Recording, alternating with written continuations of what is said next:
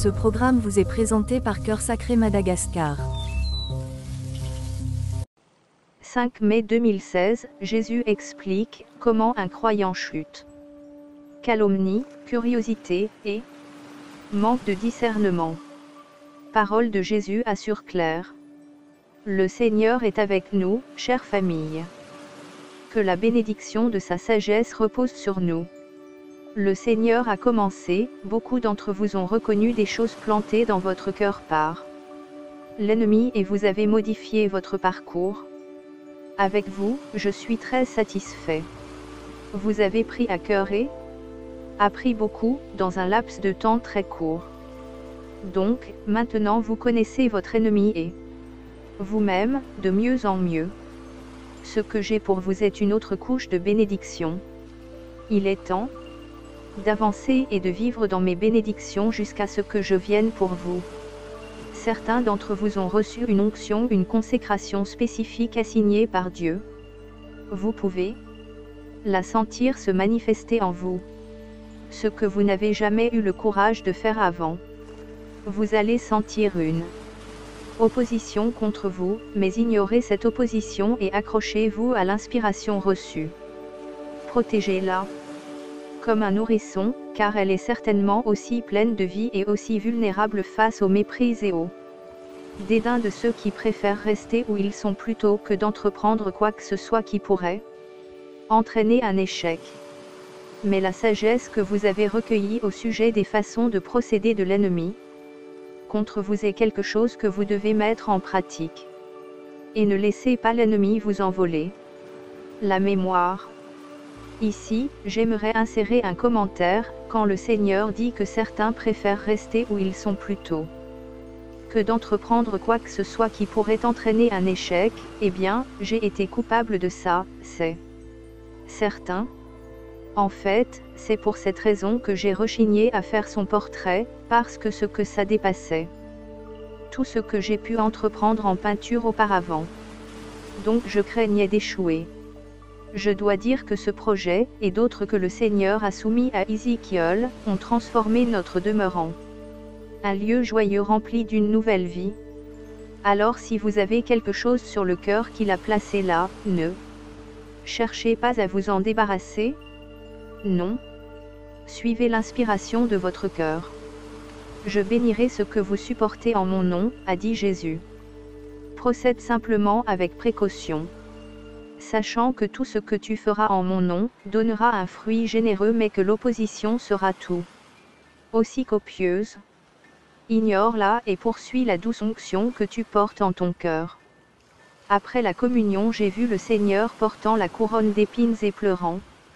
Il y en a qui ne vont pas écouter ce message et pour eux, c'est le début du déclin de leur âme, et certains ne s'en remettront jamais. Ils ont eu tant de douceur en ma présence, Claire. Ils réalisaient vraiment des progrès dans leur relation avec moi. Chaque jour ils grandissaient dans la sainteté et prenaient conscience de leurs péchés.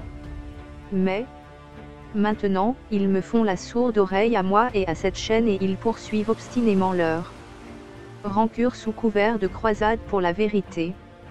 Oh, je pleure tant pour ceux-là. Leurs âmes sont en déclin, certaines d'entre elles ne se rétabliront jamais. Oui, certains d'entre eux paieront le prix ultime. Si les démons ne parvenaient pas à les amener à pécher dans la chair, ils sont parvenus à me porter un coup en les attirant de cette façon, c'est-à-dire en les faisant se retourner contre cette chaîne YouTube. Leur chute se fait par l'arrogance et la présomption et ils en entraînent avec eux autant qu'ils peuvent. Ils ont perdu tout sentiment de conviction et de sainte sagesse. Je connais cet esprit d'arrogance et de présomption, les amis. J'en ai fait l'expérience pas plus tard qu'hier.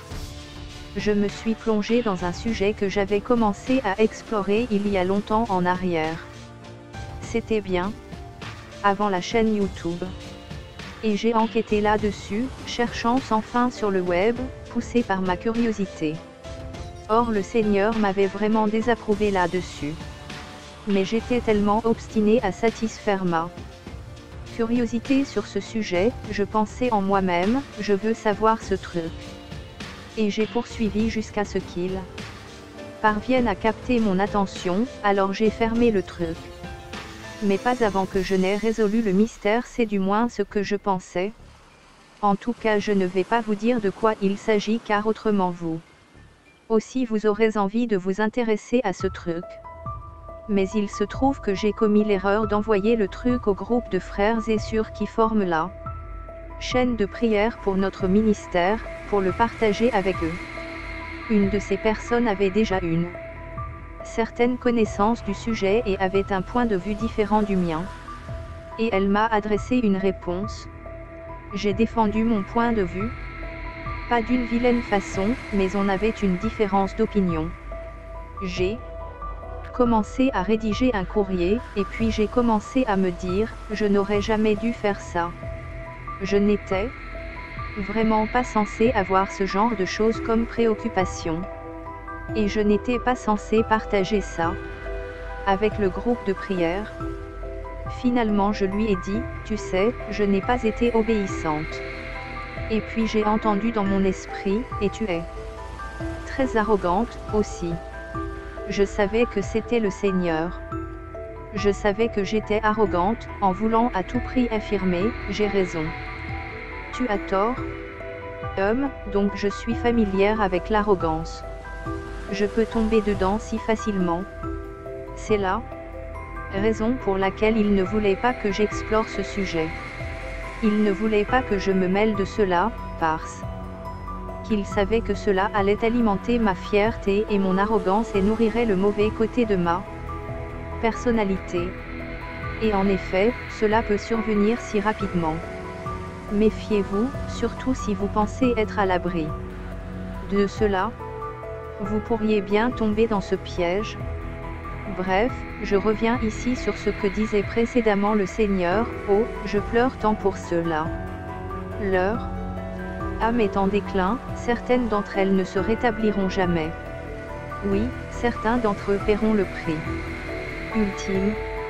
Si les démons ne parvenaient pas à les amener à pécher dans la chair, ils sont parvenus à me porter un coup en les attirant de cette façon, c'est-à-dire en les faisant se retourner contre cette chaîne YouTube. Leur chute se fait par l'arrogance et la présomption et ils en entraînent avec eux autant qu'ils peuvent. Ils ont perdu tout sentiment de conviction et de sainte sagesse. Ils sont aveuglés par l'amertume et l'orgueil, incapables de voir les dons que j'ai placés devant eux. Ayant perdu le souvenir de leur progrès sur cette chaîne, ils reviennent à leurs vieilles habitudes et m'ont perdu de vue dans leur vie. Pour eux, je n'étais qu'un fantôme, une tromperie qui n'a jamais existé. Mes offres d'amour sont désormais méprisées et remplacées par l'amertume, la jalousie et l'orgueil. Oh, comme je me lamente pour ceux qui m'ont glissé au travers des doigts. Priez pour eux, mes très chers, priez pour leur salut. Car le jugement qu'ils ont porté sur cette chaîne est devenu leur propre jugement devant le tribunal des cieux. Pourtant, je ne les abandonnerai jamais. Mais comprenez-vous, je leur ai offert les magnifiques fruits de mon royaume, mon amour, ma fraternité, mon cœur. Et maintenant, tout cela a été balayé et dissimulé sous un tapis d'amertume tissé avec des fils séduisants, d'autosatisfaction, de jalousie, de fierté et d'arrogance. Mon cœur souffre pour eux. Et tout ce que je leur ai offert va maintenant aller vers d'autres âmes qui m'accueillent en leur sein. Des âmes qui répondent à mes invitations tendres à croître en sainteté tandis que je les guide main dans la main. Néanmoins, comme je regrette que l'obscurité se soit installée sur tant de personnes, qui ont maintenant perdu leur connexion avec moi. C'est le cas de ceux qui tombent sous le charme des esprits séducteurs de l'autosatisfaction, ou autosuffisance et des esprits religieux qui les applaudissent pour leur bravoure à venir contre moi et en vous dénonçant. C'est le sort de ceux qui refusent de me chercher jusqu'à ce qu'ils me trouvent.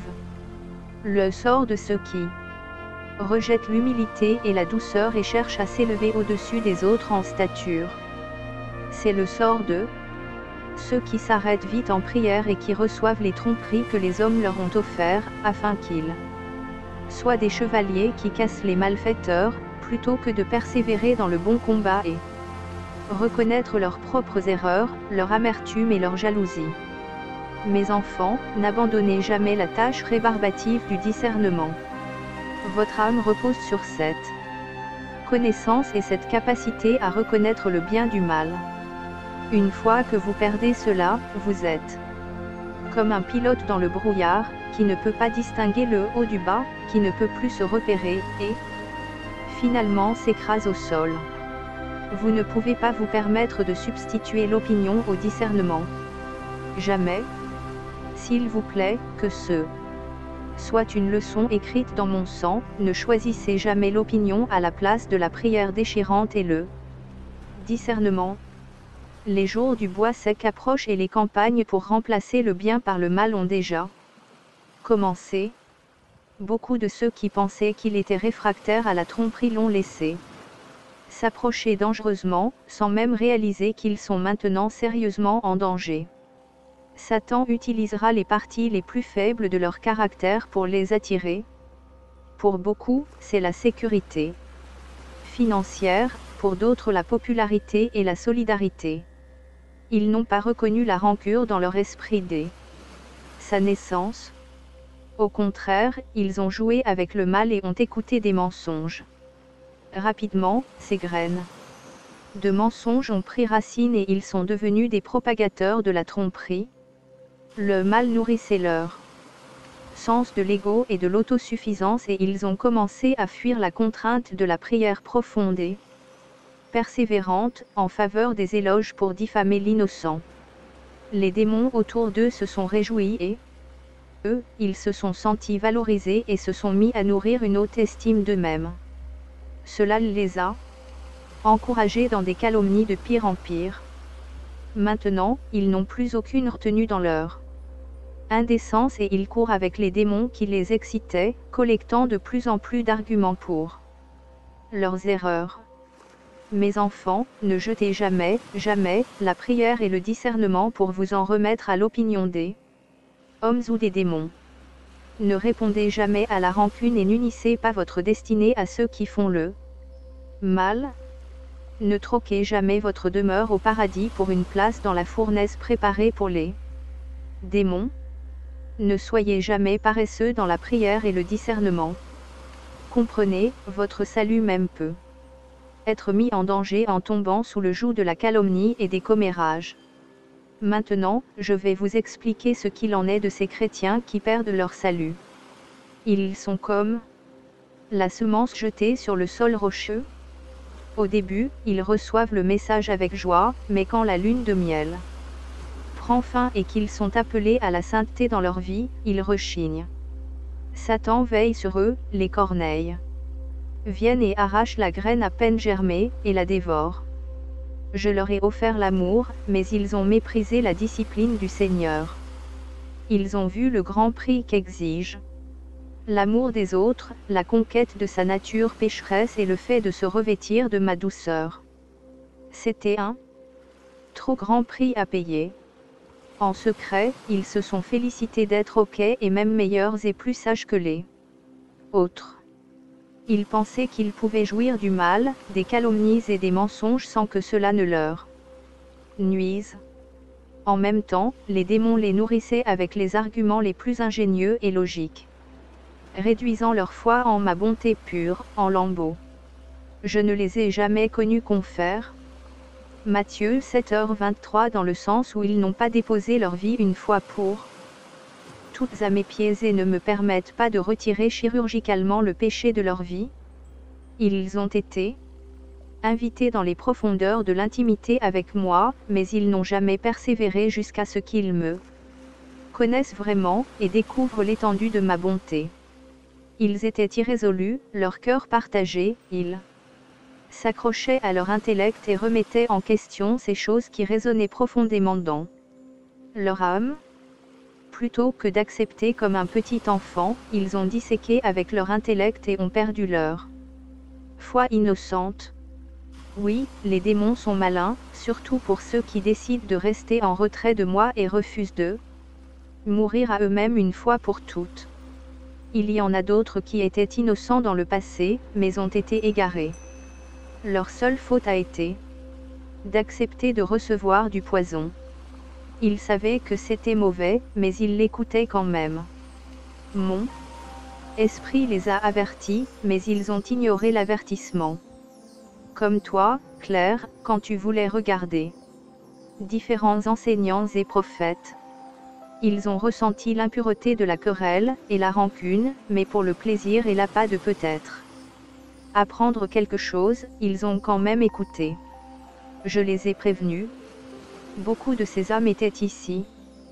Quand je me suis lancé dans une vaste campagne pour les mettre en garde contre les rumeurs et la calomnie, sachez une chose, beaucoup de démons fort habiles ont été assignés pour assassiner votre caractère.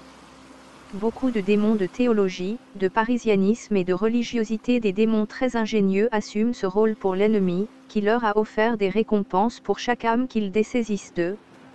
La relation intime qu'elle avait commencé avec moi. Alors voilà, vous saurez la très triste vérité et comment la dynamique de l'ennemi a réussi avec des âmes qui ont prêté leur oreille aux choses à propos desquelles je les ai mises en garde, pour qu'elles les évitent. Les mots ont un immense pouvoir. C'est pourquoi je t'ai interdit de lire leurs commentaires laissés sous une vidéo sur YouTube.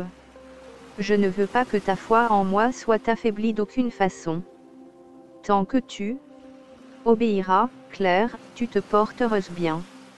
Mais si tu deviens curieuse, tu paieras le prix de l'agonie et des blessures laissées sur ton cœur. J'aimerais faire un commentaire là-dessus, s'il vous plaît, je vous en prie, méditez cet enseignement.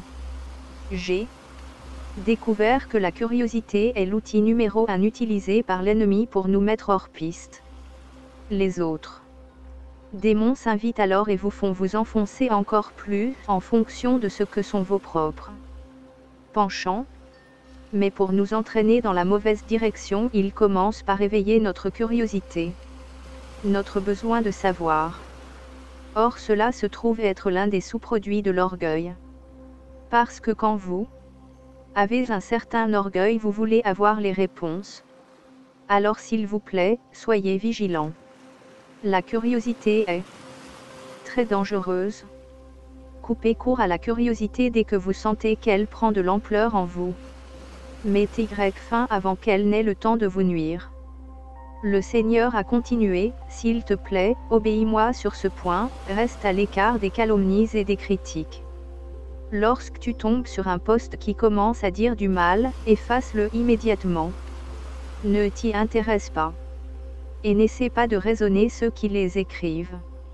Tu ne peux pas raisonner avec un démon. Ils trouveront toujours le trou dans ton armure et te poignarderont là où ça fait le plus mal.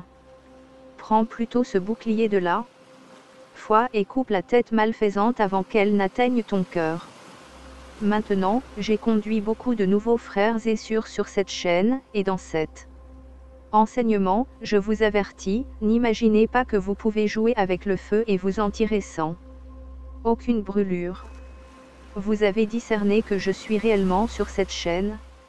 N'allez pas fouiller les ordures alentour par curiosité. Suivez votre cœur et votre discernement. Ne prenez pas la liberté de vous livrer à la curiosité. Protégez votre relation avec moi. J'ai commencé le bon travail en vous et si vous êtes fidèle et obéissant, je vais le compléter. Vous avez un choix à faire. Choisissez avec sagesse. Je vous bénis maintenant, avec la grâce de reconnaître le mal et d'y couper court avant qu'il ne s'enracine dans votre cœur.